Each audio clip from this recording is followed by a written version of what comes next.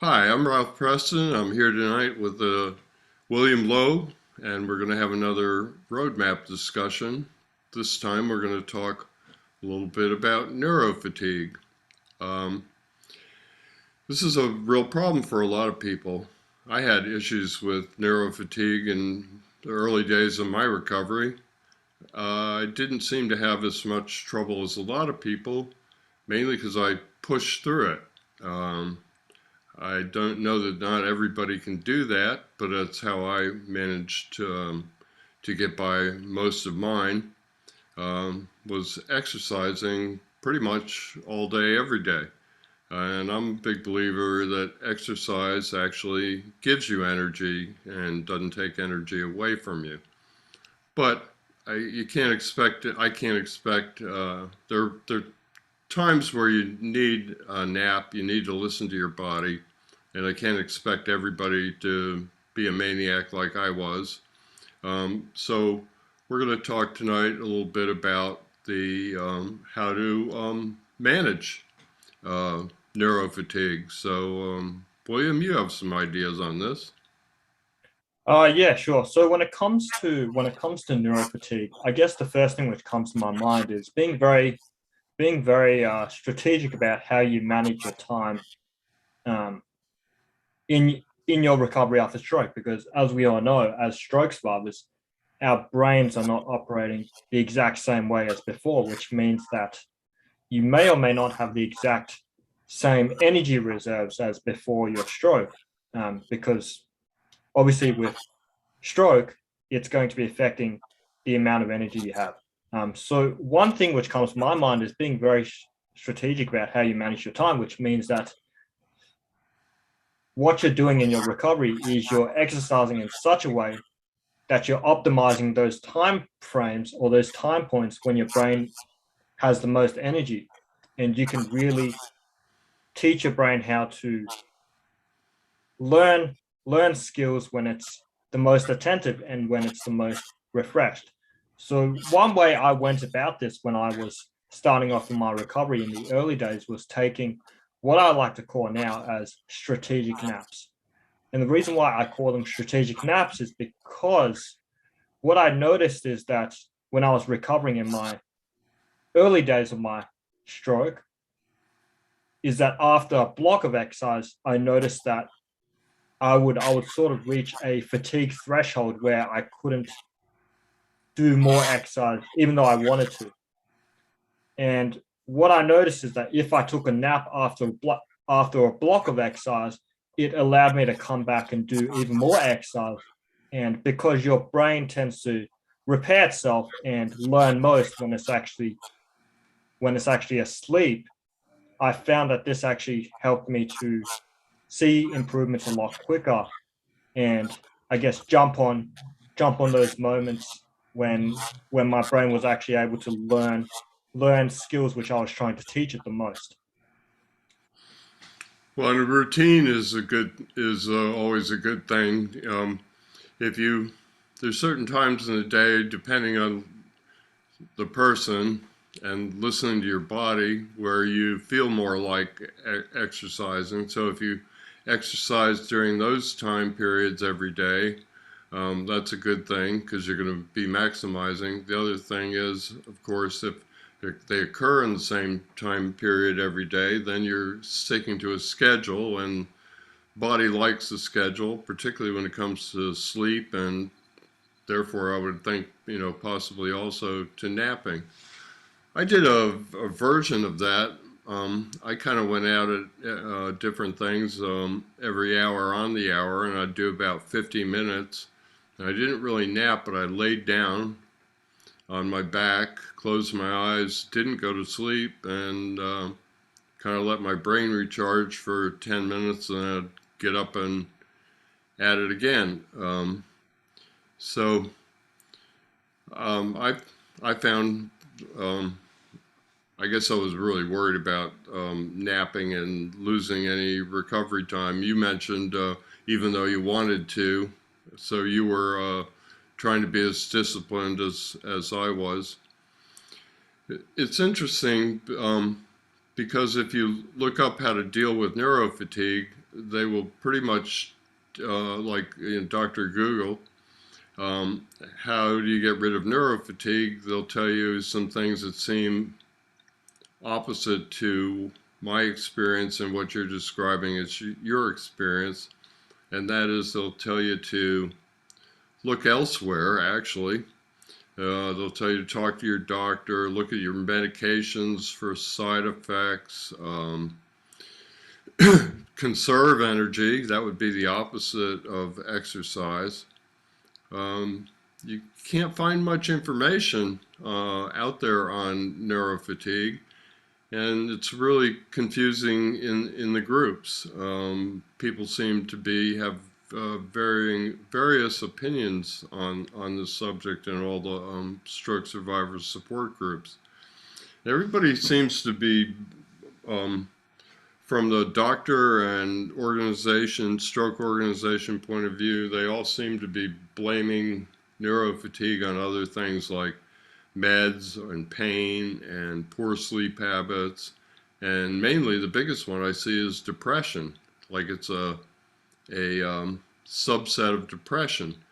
And there may be some validity there, because we all know that depression is something that makes you not feel like doing anything much. So I suppose that could easily get confused.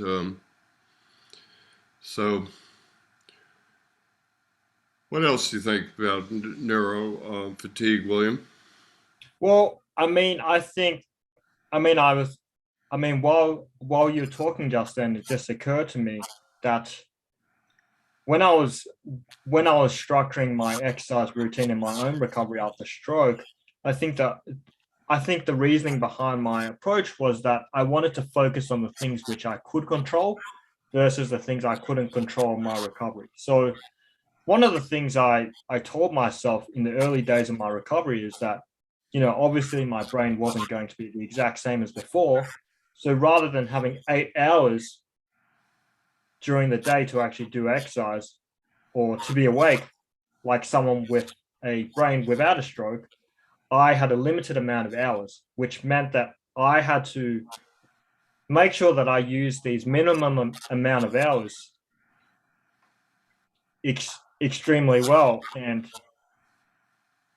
I was able to use them towards my recovery after stroke. That's something I could control. What I couldn't control was how tired my brain was going to be, because that's something which unfortunately was caused by the stroke. So what this means is that during these hours where I was most alert and awake and my brain was most refreshed, I had to use these to exercise so that I could see more improvements in my recovery.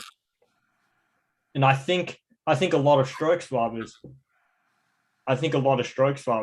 who I've talked to, some of them, they might be tempted to nap or sleep the day away because it seems to be the easy route, and it seems to be what might be conventional advice to helping to I guess make neurofatigue go away by just sleeping it away. But in fact, research shows that, if you do exercise and if you do improve your recovery, your energy level will increase hand in hand with your own functional recovery. And that's something I've noticed in my own journey as well. And I'm curious, Ralph, have you noticed that with your own recovery as well? That's what I was just getting ready to say, but I realized I'd be interrupting you. Yeah, I found that I was pretty much done with it. I had my stroke in April, and I can remember the day in August where I realized that I'd pretty much overcome it, because I was shooting video outside, and I was scheduled to shoot in the sun, very little shade, from about 9 to 5. And although it was in the North Carolina mountains, that particular day was 96 degrees. I was worried about making it through that. And when I made it through, I remember kind of breathing a mental sigh of relief and thinking about, okay, maybe I've got this tiredness. I didn't know the term neurofatigue at the time. I was also lucky to not be involved in any Facebook groups. I lived in a small town. I was kind of isolated, not isolated from everybody and everything, but isolated from other stroke survivors. So I was only dealing with, I only knew what was happening to me and dealing with that. So nobody was telling me anything like, oh, it's neurofatigue, just, take a nap whenever you feel the need.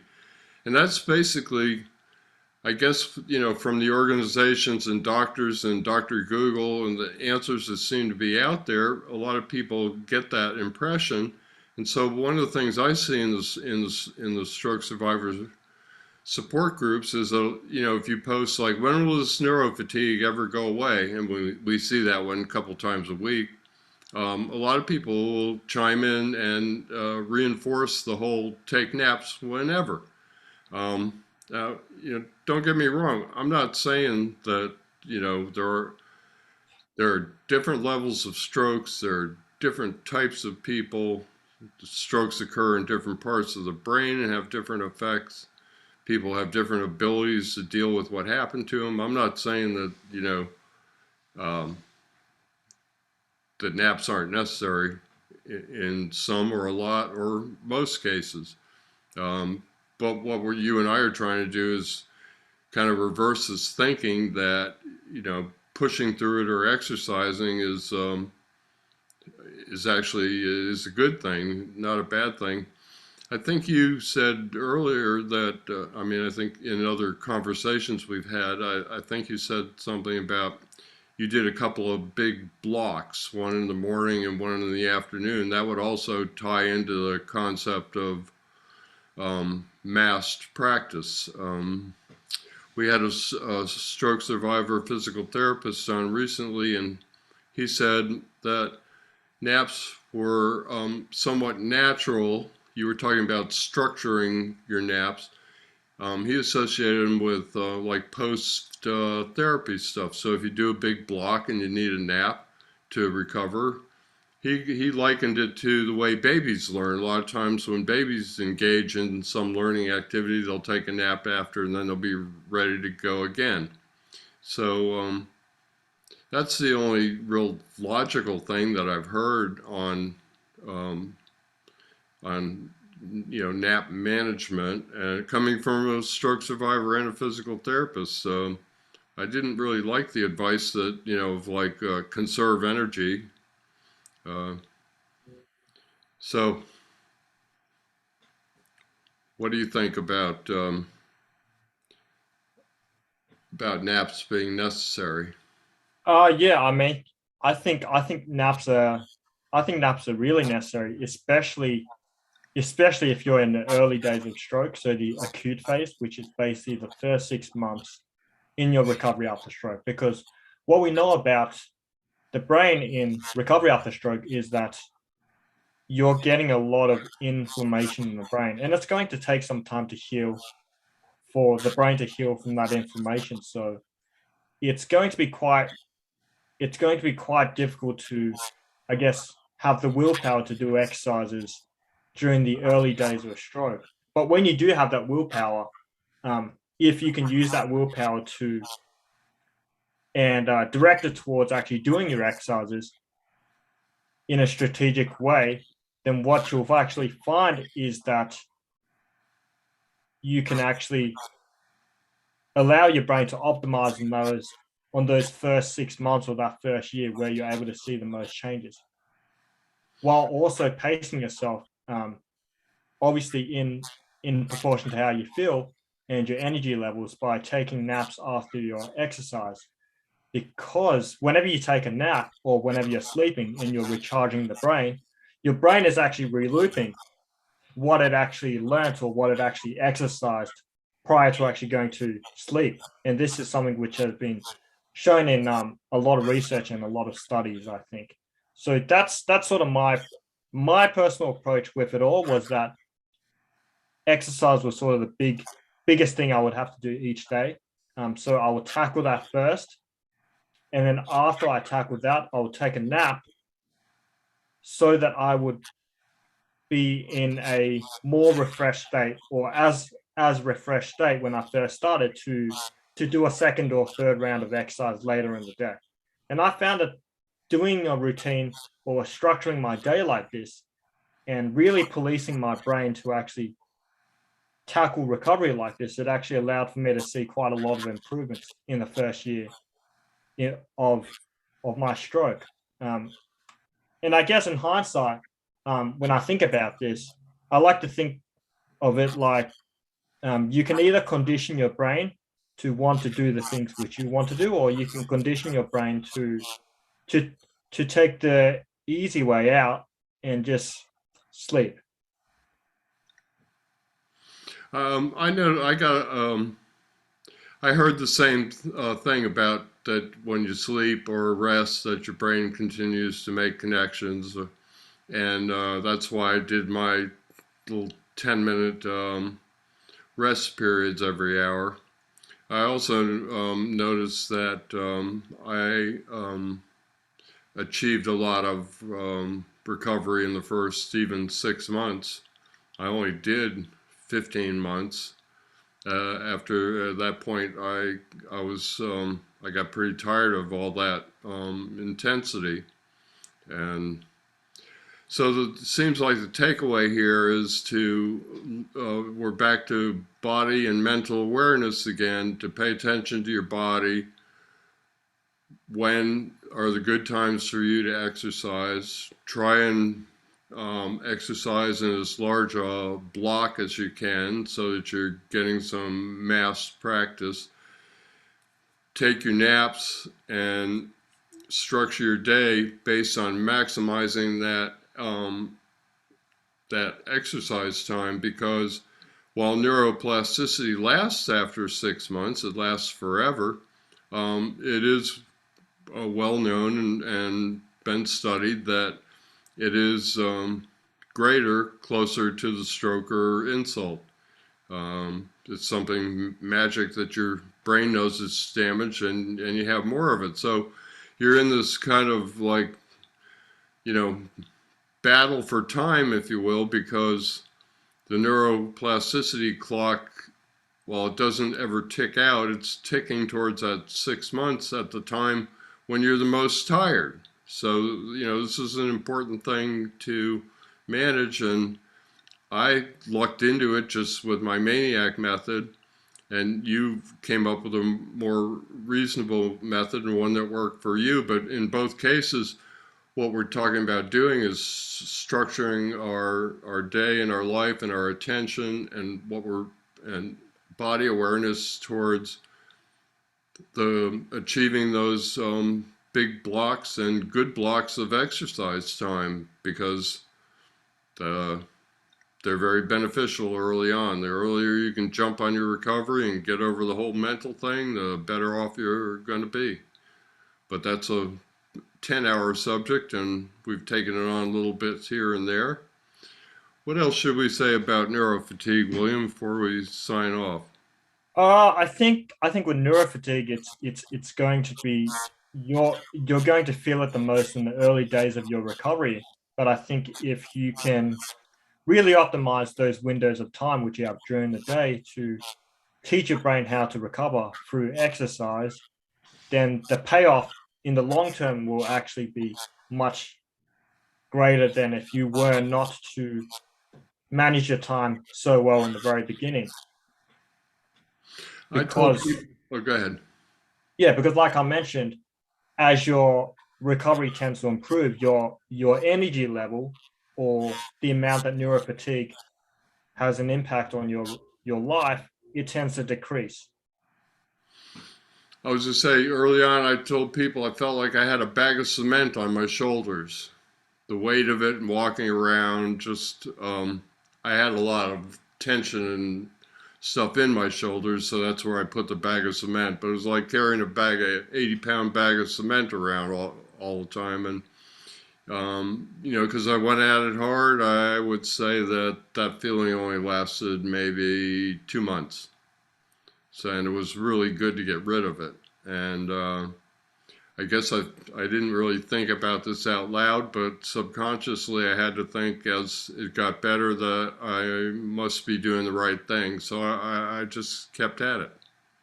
And that's what I'd recommend to everybody out there. Not necessarily take my approach, but take some kind of a structured approach like William did and like we were talking about earlier, where you figure out what time's best for you, block out the biggest chunks of time, and be ready mentally for them, whether that involves, of course, if you get good night's sleep, the best thing you do is get up and get at it in the morning, because your brain's resets when you sleep. And if you sleep a big block, 6 or 7 or 8 hours at night, best thing you can do is get up in the morning and get at it. But you have to figure this out for yourself. Some people aren't morning people. They weren't before the stroke. I was. I still am. So you have to figure it out for yourself. Like so many things in stroke recovery, we just hope we're giving you a little bit, some guidelines, a little bit of a roadmap